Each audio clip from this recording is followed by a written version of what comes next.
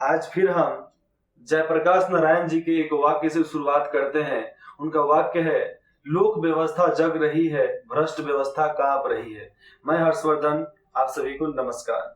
तो मैं यहाँ पर बताना चाहता हूँ, सिंपल सी बात एक ही है कि अगर लोग, बिहार के लोग, देश के लोग अगर जग गए, उनको अपने ताकत का एहसास हो गया, यूनिटी का एहसास हो गया, मतलब वो जाति समुदाय से, जिस समुदाय से आते हैं, उस समुदाय की यूनिटी उनके पास हो गई, तो वो अपनी व्यवस्था खुद अच्छे तरीके से कर सकते हैं।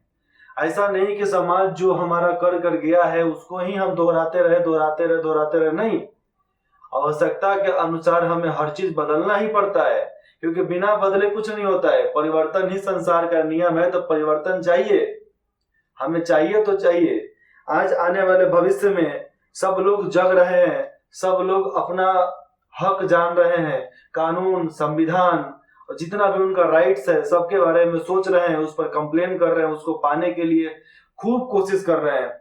लेकिन आप कोशिश करो, मूर्खता मत करना उसमें, कि अगर सब लोग जग जाते हैं, सब लोगों को होश आ जाता है कि अब हमें क्या चाहिए, अब हमारे लिए क्या अच्छा है, तो मैं बताता हूं, अगर आप इतना सोच लिए ना, विचार साफ हो गया ना, तो आगे की लाइन आपके लिए है। भ्रष्ट व्यवस्था कांप रही है, मतलब जितने भी भ्रष्टाचारी हैं, चाहे नेता हो गए, चाहे कोई भी आदमी हो गया, चाहे कोई भी सरकारी कर्मचारी हो गया, प्राइवेट कर्मचारी हो गया, चाहे आपके गांव के मुखिया हो गए, चाहे कोई भी, इन लोगों का हालत खराब हो जाएगा।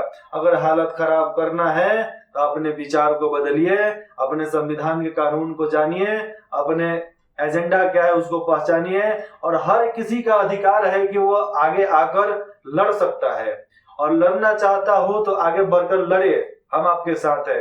अगर आप हमारे बात से सहमत हो तो आप कृपया 1 रुपया का दान हमें दें। आपको यहाँ पर अकाउंट नंबर मिल जाएगा, आप 1 रुपया का दान दीजिए बिहार के बेहतर भलाई करने के लिए। आगे मैं बताना चाहता हूं कि जनता खुद ही जाग उठेगी, भ्रष्ट व्यवस्था तभी मिटेगी। अगर जनता खुद जागेगी तभी जाकर भ्रष्ट व्यवस्था मिट जाएगी, पूरे बढ़िया तरीके से खत्म हो जाएगी। अगर भ्रष्ट व्यवस्था को हमें पूरा, ये पेड़ हो गया, जड़ से काटना है ना, तो जड़ से काटने के लिए हमें खुद को जागरूक करना पड़ेगा, जागरूकता अपने अंदर लाना पड़ेगा।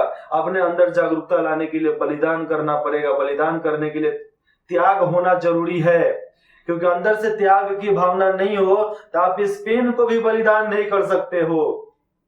आने वाले समय में अगर आप बलिदान करना चाहते हो तो अपने करीबी, अपने नजदीकी, अपने सबसे प्रिय वस्तु का बलिदान करो, क्योंकि आप उसका बलिदान करते हो तभी जाकर आप जिंदगी में एक अच्छा इंसान बन पाओगे, एक अच्छा परिवार का मुखिया बन पाओगे, एक अच्छा नेता बन पाओगे, जन नेता बन पाओगे, एक बाप बन पाओगे, भाई बनोगे, माँ बनेंगी। तो एक अच्छे परिवार वाले बनने के लिए हमें बहुत कुछ छोड़ना पड़ता है, बहुत कुछ समझना पड़ता है।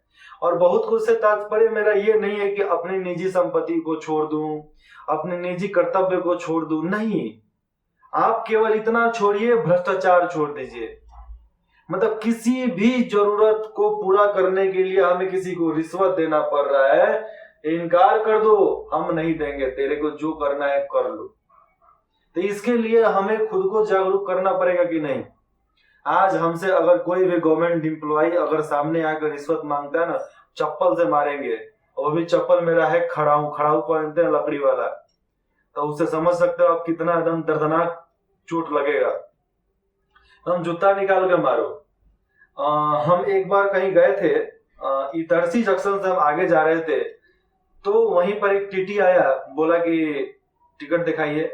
हमारे पास जनरल के टिकट थे, लेकिन जनरल का टिकट था तो क्या, स्लीपर में थे, तो मेरा फाइन लगा। फाइन कितना लगा? 400 रुपया हमने दिया। कितना? 400 रुपया हमने दिया। उसने फाइन काट कर कितना दिया? 500 रुपया दिया। तो बताइए, अगर 500 रुपया फाइन काट कर दे रहा है और हमसे 400 रुपया लिया, मतलब का साफ साफ हो जाता है कि 400 रुपया अपने जेब में रख लिया वो। तो ऐसे भ्रष्टाचारियों को मिटाना है, जड़ से मिटाना है। इसी के लिए हम संपूर्ण क्रांति लाना चाहते हैं, और संपूर्ण क्रांति लाने के लिए आप हमारा सहयोग दें। आप हमारा साथ दें, आपका बस समर्थन चाहता हूं। आपका समर्थन मिलेगा तो दुनिया में वो मतलब बदलाव लाकर हम दिखा देंगे जो आज तक लोग कल्पना में भी नहीं सोचा होगा, वैसा बदलाव हमें चाहिए भाई। जिस इलाके में रहते हैं शिक्षा के लिए लोग इतना तड़प रहे हैं, इतना तड़प रहे हैं, अच्छी शिक्षा व्यवस्था नहीं है, शिक्षा नीति घटिया है। यहाँ का सरकार जो है, सरकार क्या करूं यार, उनका तो मतलब इतना दल बदलू नेता अपने जिंदगी में मैंने कहीं नहीं देखा। उस सत्ता के लिए कुछ भी कर सकता है। हाँ जी, हम नीतीश कुमार जी के बारे में ही बात कर रहा हूँ। लेकिन मैं आपको ये बताऊं, जब उनके बारे में मैं पढ़ा, जब उनके बारे में मैं करीब से उनको जाना, तो इस ऐसा लगा ना मुझे कि वो नेता घटिया नहीं है, व्यवस्था घटिया है केवल। नीतीश कुमार जी बुरे इंसान नहीं है, लेकिन नीतीश कुमार का जो थोड़ा नीचे का आदमी का बिहेवियर हो जाता है, नीतीश कुमार जी का थोड़ा जो आचरण होता है ना वो, और बाकी अन्य सारी बातें हैं जिसके वजह से वो पूरा सिस्टम को तहस नहस करके रख दिए हैं। और पूरा सिस्टम अगर तहस नहस है तो आप समझ सकते हैं कि क्या से क्या वहां पर हो रहा होगा। हम लोग क्या कर सकते हैं? ज्यादा से ज्यादा हम लोग जागरूकता ला सकते हैं, ज्यादा से ज्यादा हम लोग क्रांति ला सकते हैं, बलिदान दे सकते हैं। लेकिन अगर पब्लिक साथ दे दे, आप लोग साथ दे दो, तो हम 10 साल, आने वाले 10 साल के अंदर में अपना इलाका मतलब इतना डेवलप हो जाएगा ना, जितना कल्पना में भी आदमी नहीं सोचा होगा। लेकिन मैंने सोच कर रखा है, पूरा प्लान बना कर रखा है। चलिए उसके बारे में छोड़ दीजिए, आप केवल जगिए, उठिए, क्योंकि जयप्रकाश नारायण जी का साफ साफ बात था कि लोक व्यवस्था जग रही, भ्रष्ट व्यवस्था कांप रही, जनता खुद ही जग उठेगी, भ्रष्ट व्यवस्था कांप उठेगी। तो ये बातें ऐसा ही नहीं बोले थे, उसके पीछे तात्पर्य था, जनता को जगाना था, विद्यार्थियों को जगाना था। अगर यही सब अगर साथ ना दे, आज के छात्र नेता नहीं, केवल लालच, हमारे घर से, हमारे रिश्तेदार से, हमारे इर्द गिर्द हमारे जानने वाले हर लोग बोलते हैं कि इतना बड़ा हो गया, तुम पैसा क्यों नहीं कमाते हो, कहीं नौकरी क्यों नहीं करते हो। तो मैं सोचा नौकरी किसके लिए करूं? नहीं, कोई एक चीज होना चाहिए ना जिसके लिए नौकरी किया जाता है। नौकरी पैसे की जरूरत को पूरा करने के लिए नौकरी किया जाता है। पैसे का जरूरत, कौन सी का जरूरत भैया? मतलब पैसे की जरूरत केवल एक नौकरी करके 40-50 हजार का मंथली इनकम कमा कर क्या हम अपने 13 करोड़ परिवार वालों को देख सकते हैं क्या? 13 करोड़ परिवार वाले को सहारा दे सकते हैं क्या? नहीं दे सकते हैं। इसीलिए मैंने छोड़ा कि देखो, नौकरी करूंगा तो अपने परिवार तक सीमित रह जाऊंगा। तो नौकरी का भावना मन से निकालो, हर चीज का भावना निकालो, और जयप्रकाश नारायण जी के अनुसरण करते हुए, उनको आदर्श मानते हुए हम अब संपूर्ण क्रांति लाएंगे बिहार में, और बिहार में संपूर्ण क्रांति लाने के लिए ही जाने जाएंगे। अब तो जैसे जयप्रकाश नारायण जी ने 1974 में किया, आजादी से पहले किया, अब उनके मरने उपरांत अब मैं खुद करूंगा, संपूर्ण क्रांति लाएंगे अब हम लोग। तो आप लोग हमारा समर्थन दीजिए कि संपूर्ण क्रांति लाने में पूरे बढ़िया तरीके से क्रांति लाएंगे। शिक्षा व्यवस्था बदल दिया जाएगा, राजनीतिक व्यवस्था बदल दिया जाएगा, आर्थिक व्यवस्था कंप्लीट खत्म, नए तरीके से सब चीज गढ़ा जाएगा, शिक्षा नीति में बदलाव होगा, और जितना भी हमारा बौद्ध मठ हो गया, मंदिर हो गया, मस्जिद हो गया, इस सब का फिर से रिनोवेशन करने के लिए अलग तरीके से प्रोत्साहन दिया जाएगा, अलग तरीके से लोगों को मोटिवेट किया जाएगा कि भाई तुम करो, नहीं करोगे तो कहां जाओगे। तो इन सभी बातों को ध्यान में रखते हुए हम कुछ नया प्लान है, हमारे पास विचार है, बहुत सारे डाटा हमने बना कर रखा है। तो उसको मूल्य रूप में सामने रखने के लिए हमें एक प्लेटफॉर्म चाहिए।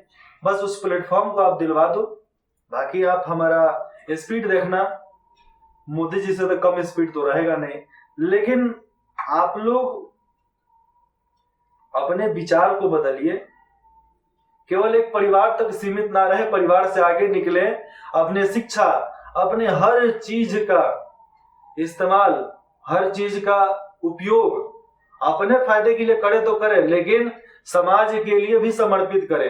अपनी कमाई का कुछ हिस्सा समाज के लिए समर्पित करे, दान दे। लेकिन दान कहां देंगे, ये बात हो जाता है ना। लेकिन आने वाले डेट में हम दान करने के लिए एक बढ़िया सा प्लेटफॉर्म बनाएंगे, वहां पर आप दे सकते हो। उस पैसे से केवल गरीब कल्याण कार्य होगा, बाकी कुछ नहीं। किसी भी अमीर का टैक्स माफ नहीं किया जाएगा, किसी भी अमीर से पैसा नहीं लिया जाएगा, किसी अमीर से डोनेशन नहीं लिया जाएगा कि तुम इतना डोनेशन दो, नहीं। तुम अपना व्यवस्था ठीक रखो, सामान ठीक रखो, माल अच्छा बेचो और पूरा गवर्नमेंट को टैक्स दो, बाकी कुछ नहीं चाहिए। बाकी इलेक्शन में कुछ नहीं करना है। जनता से आप, कोई भी नेता जनता से हाथ जोड़कर बस विनती करे कि हमें इलेक्शन लड़ना है, आप हमारा सहयोग करें। एक एक रुपया अगर डोनेट करते हो तो इन गद्दारों से पैसा लेने की जरूरत नहीं पड़ेगी। अगर गद्दारों से पैसा नहीं लेंगे तो हमारा राज्य, हमारा राष्ट्र एक चरम बिंदु पर सामने जाएगा और बहुत बढ़िया स्थिति से सामने पेश होगा हमारे। तो ये सब करने के लिए हमें बहुत कुछ करना पड़ता है। और ये दिमाग से निकाल दीजिएगा कि जो बिजनेस माइंडेड लोग होते हैं उनके वजह से देश चलता है, नहीं। ईस्ट इंडिया कंपनी व्यापार करने के लिए आई थी, उनसे देश नहीं चल पाया।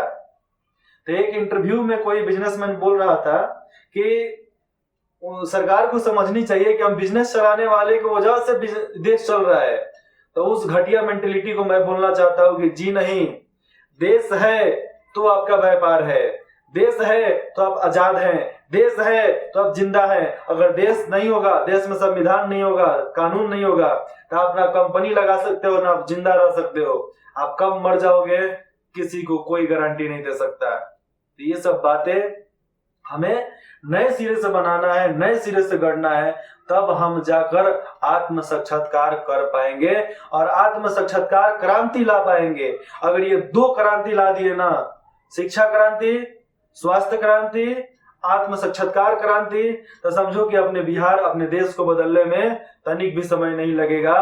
बस कुछ समय लगने वाला है, 5 से 10 साल, बस उससे ज्यादा नहीं लगेगा। आप हमें साथ दो, बस आपका तहे दिल से शुक्रिया, धन्यवाद।